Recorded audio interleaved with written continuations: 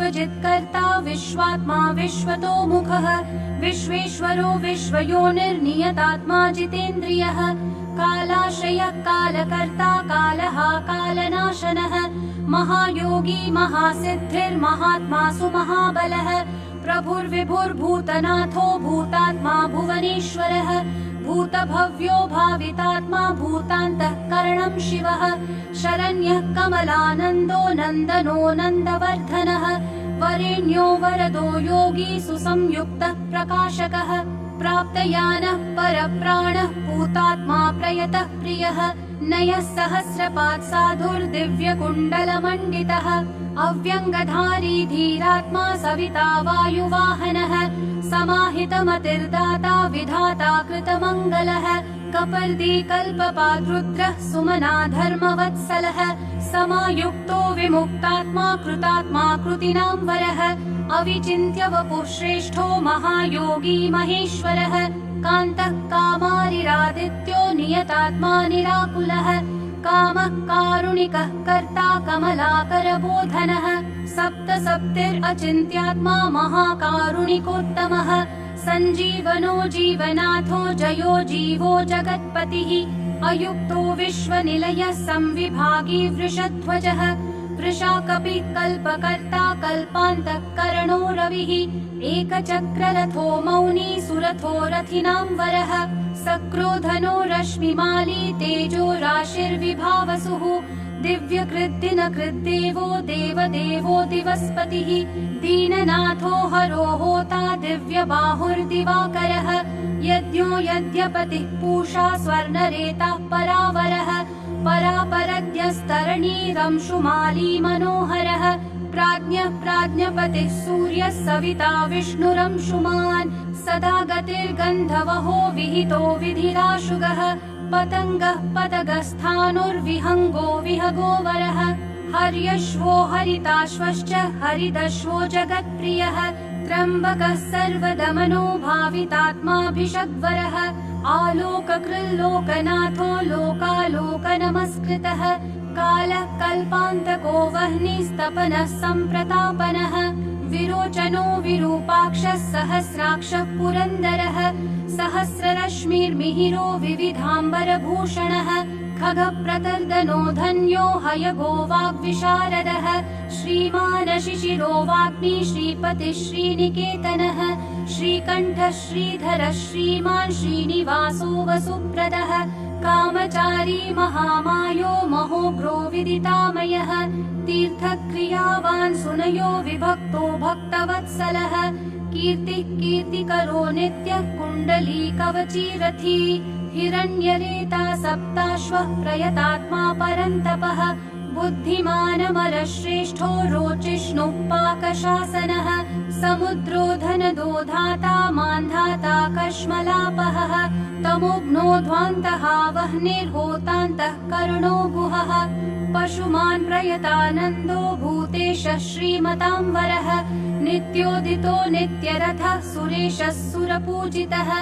अजितो विजितो जेता जङ्गमस्थावरात्मकः जीवानन्दो नित्यगामी विजेता विजयप्रदः पर्जन्योऽग्निस्थितिस्थेयस्थविरोत्थनिरञ्जनः प्रद्योतनो रथारूढः सर्वलोकप्रकाशकः ध्रुवो मेषी महावीर्यो हंसः संसारतारकः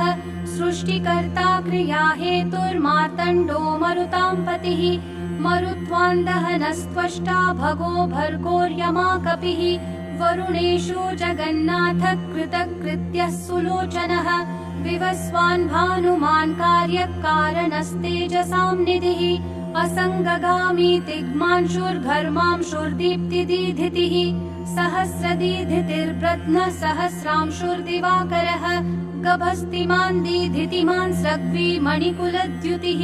भास्करः सुरकार्यज्ञः सर्वज्ञस्तीक्ष्णदीधितिः सुरज्येष्ठः सुरपतिर्बहुज्ञो वचसां पतिः तेजो निधिर्बृहत्तेजा बृहत्कीर्तिर्बृहस्पतिः अहिमानूर्जितो धीमानामुक्तः कीर्तिवर्धनः महावैद्यो गणपतिर्धनेशो गणनायकः तीव्रप्रतापनस्तापी तापनो विश्वतापनः कार्तस्वरो हृषीकेशः पद्मानन्दोऽतिनन्दितः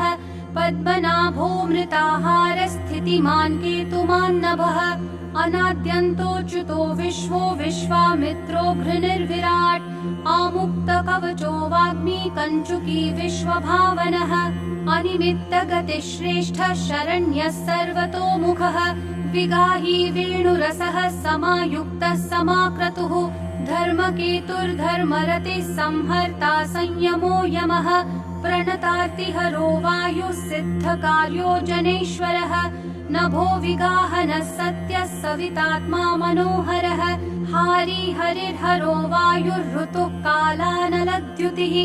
सुखसेव्यो महातेजा जगतामेककारणम् महेन्द्रो विष्णुतस्तोत्रम् स्तुतिहेतुः प्रभाकरः सहस्रकर आयुष्मान् अरोषः सुखदः सुखी व्याधिहा सुखदः सौख्यम् कल्याणः कलताम्बरः आरोग्यकारणम् सिद्धिर्ऋद्धिर्वृद्धिर्बृहस्पतिः हिरण्यरेता आरोग्यम् विद्वान् ब्रध्नो बुधो महान् प्राणवान् धृतिमान् घर्मो घर्मकर्ता रुचिप्रदः सर्वप्रियः सर्वसः सर्वशत्रुविनाशनः प्रांशुर्विद्योतनो द्योतः सहस्रकिरणः कृतिः केयूरीभूषणोद्भासी भासितो भासनो नलः शरण्यार्तिहरो होता खद्योतः खगसत्तमः सर्वद्योतो भवद्योतः सर्वद्युतिकरो मतः कल्याणः कल्याणकरः कल्यः कल्यकरः कविः कल्याणकृत् कल्यवपुः सर्वकल्याणभाजनम् शान्तिप्रियः प्रसन्नात्मा प्रशान्तः प्रशमप्रियः उदारकर्मा सुनयः सुवर्चा वर्चसोज्ज्वलः वर्चस्वी वर्चसामीशस्त्रैलोक्येशो वशानुगः तेजस्वी सुयशा वर्ष्मी वर्णाध्यक्षो बलिप्रियः यशस्वी तेजोनिलयस्तेजस्वी प्रकृतिस्थितः आकाशगः शीघ्रगतिराशुगो गतिमान् खगः गोपतिर्ग्रह देवेशो गोमानेकप्रभञ्जनः जनिता प्रजनो जीवो दीपः सर्वप्रकाशकः सर्वसाक्षी योगनित्यो नभस्वानसुरान्तकः रक्षोघ्नो विघ्नशमनः किरीटी सुमनः प्रियः मरीचिमाली सुमतिकृताभिख्यविशेषकः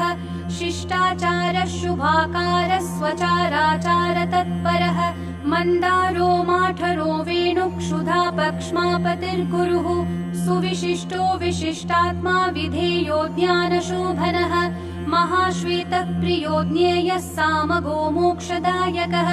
सर्ववेदप्रगीतात्मा सर्ववेदलयो महान् वेदमूर्तिश्चतुर्वेदो वेदभृद्वेदपारगः क्रियावानसितो जिष्णुर्वरीयांशुर्वरप्रदः व्रतचारी व्रतधरो लोकबन्धुरलङ्कृतः अलङ्काराक्षरो वेद्यो विद्यावान् विदिताशयः आकारो भूषणो भूष्यो भूष्णुर्भुवनपूजितः चक्रपाणिर्ध्वजधरः सुरेशो लोकवत्सलः वाग्मीपतिर्महाबाहुः प्रकृतिर्विकृतिर्गुणः अन्धकारापः श्रेष्ठो युगावर्तो युगादिकृत् अप्रमेयः सदा योगी निरहङ्कार ईश्वरः शुभप्रदः शुभः शास्ता शुभकर्मा शुभप्रदः सत्यवान् श्रुतिमानुच्चैर्नकारो वृद्धिदो नलः बलभृद्बलदो बन्धुर्मतिमान् बलिनाम्बरः अनङ्गो नागराजेन्द्रः पद्मयोनिर्गणेश्वरः संवत्सरः ऋतुर्नेता कालचक्रप्रवर्तकः पद्मेक्षणः पद्मयोनिः प्रभावानमरः प्रभुः सुमूर्तिः सुमतिः सोमो गोविन्दो जगदादिजः पीतवासा कृष्णवासा दिग्वासास्त्विन्द्रियातिगः अतीन्द्रियोऽनेकरूपः स्कन्दः परपुरञ्जयः शक्तिमान् जलधृग्भास्वान् मोक्षहेतुरयोनिजः सर्वदर्शी जितादर्शो दुःस्वप्नाशुभनाशनः माङ्गल्यकर्ता तरणीर्वेग्वान् कश्मलापहः स्पष्टाक्षरो महामन्त्रो विशाखो यजनप्रियः विश्वकर्मा महाशक्तिर्द्युतिरीशो विहङ्गमः विचक्षणो दक्ष इन्द्र प्रत्यूष प्रियदर्शनः अखिन्नो वेदनिलयो वेदविद्विदिताशयः प्रभाकरोजितरिपुः सुजनोरुणसारथिः कुनाशी सुरतस्कन्दो महितोऽभिमतो गुरुः ग्रहराजो ग्रहपतिर्ग्रहनक्षत्रमण्डलः भास्करः सततानन्दो नन्दनो नरवाहनः मङ्गलोऽथ मङ्गलवान् माङ्गल्यो मङ्गलावहः मङ्गल्यचारुचरितः शीर्णः सर्वव्रतो व्रती चतुर्मुखः पद्ममाली पूतात्मा प्रणतार्तिहा अकिञ्चनः सतामीशो निर्गुणो गुणवान् शुचिः सम्पूर्णः पुण्डरीकाक्षो विधेयो योगतत्परः सहस्रांशु क्रतुमति सर्वज्ञः सुमतिः सुवाक् सुवाहनो माल्यदामा कृताहारो हरिप्रियः ब्रह्मा प्रचेता प्रथितः प्रयतात्मा स्थिरात्मकः शतबिन्दुः शतमुखो गरियाननलप्रभः धीरो महत्तरो विप्रः पुराणः पुरुषोत्तमः विद्याराजाधिराजो हि विद्यावान् भूतिदस्थितः अनिर्देश्य वपुः श्रीमान् विपाप्मा बहुमङ्गलः स्वस्थितः सुरथः स्वर्णो मोक्षदो बलिकेतनः निर्द्वन्द्वो द्वन्द्वः सर्गः सवर्गः सम्प्रकाशकः दयालु सूक्ष्मधीक्षान्ति क्षेमस्थितिप्रियः भूधरो भूपतिर्वक्ता पवित्रात्मा त्रिलोचनः महावराह प्रियकृद्दाता भोक्ता भयप्रदः चक्रवर्ती धृतिकरः सम्पूर्णोत्थमहेश्वरः चतुर्वेदधरो चिन्त्यो विनिन्द्यो विविधाशनः विचित्ररथ एकाकी सप्तसप्तिः परात्परः सर्वोदधिस्थितिकरः स्थितिस्थेयस्थितिप्रियः निष्कलः पुष्कलो विभुर्वसुमान् वासवप्रियः पशुमान् वासवः स्वामी वसुधामा वसुप्रदः बलवान् ज्ञानवांस्तत्त्वम् ओङ्कारस्त्रिषु संस्थितः सङ्कल्पयो निर्दिनकृद् भगवान् कारणापहः नीलकण्ठो धनाध्यक्षश्चतुर्वेदप्रियं वदः वषट्कारोद्गातः होता स्वाहाकारो हुताहुतिः जनार्दनो जनानन्दो नरो नारायणोऽम्बुदः सन्देहनाशनो वायुर्धन्वी सुरनमस्कृतः विग्रही विमलो विन्दुर्विशोको विमलद्युतिः द्युतिमान् द्योतनो विद्युद्विद्यावान् विदितो बली घर्मदो हिमदो हासः कृष्णवर्त्मा सुताजितः सावित्री भावितो राजा विश्वामित्रो घृणिर्विराट् सप्तार्चिः सप्ततुरगः सप्तलोकनमस्कृतः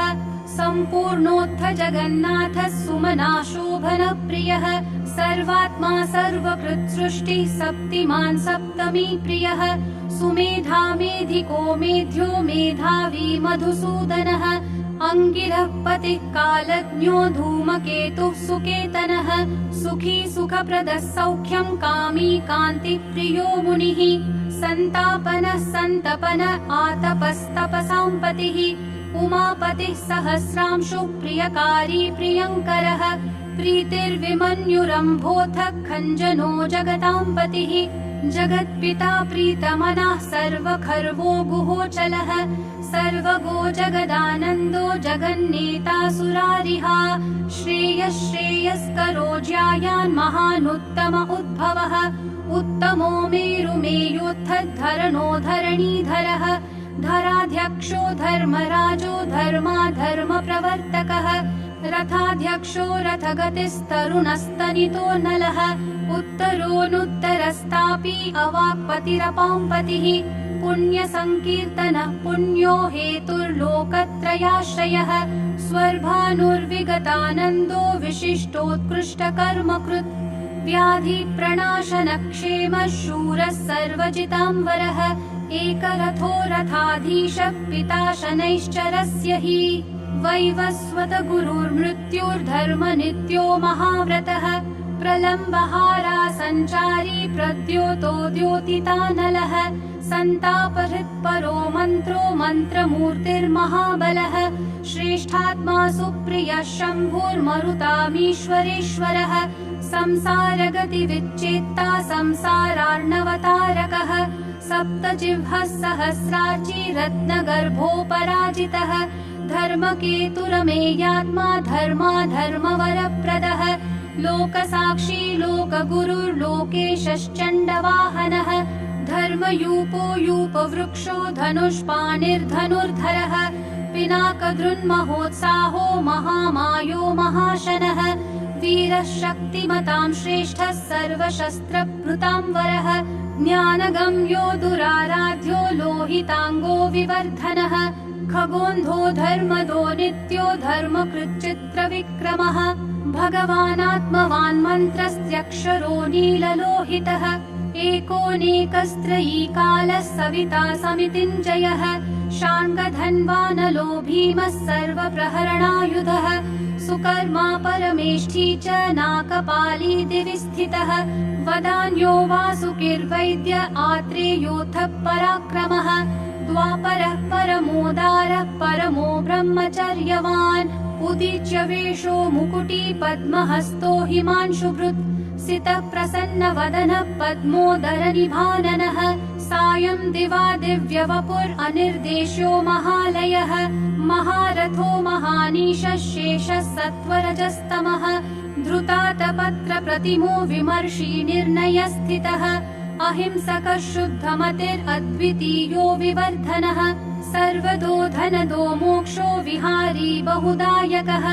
चारुरात्रिहरो नाथो भगवान् सर्वगोव्ययः मनोहरवपुः शुभ्रः शोभनः सुप्रभावनः सुप्रभावः सुप्रतापः सुनेत्रो दिग्विदिक्पतिः राज्ञी प्रियः शब्दकरो ग्रहेशस्तिमिरापहः संहीकेयरिपुर्देवो वरदो वरनायकः चतुर्भुजो महायोगी योगीश्वरपतिस्तथा अनादिरूपोदितिजो रत्नकान्तिः प्रभामयः जगत्प्रदीपो विस्तीर्णो महाविस्तीर्णमण्डलः एकचक्ररथः स्वर्णशरीरधृक् नीरालम्बो गगनगो धर्मकर्म प्रभावकृत् धर्मात्मा कर्मणां साक्षी प्रत्यक्षः परमेश्वरः मेरुसेवी सुमेधावी मेरुरक्षाकरो महान् आधारभूतो रतिमांस्तथा च धनधान्यकृत् पापसन्तापहर्ता च मनोवाञ्छितदायकः रोगहर्ता राज्यदायी रमणीय गुणोन्नृणी कालत्रयानन्तरूपो मुनिवृन्दनमस्कृतः सन्ध्यारागकरः सिद्धः सन्ध्यावन्दनवन्दितः साम्राज्यदाननिरतः समाराधनतोषवान् भक्तदुःखक्षयकरो भवसागरतारकः भयापहर्ता भगवान् अप्रमेयः पराक्रमः मनुस्वामी मनुपतिर्मान्यो मन्वन्तराधिपः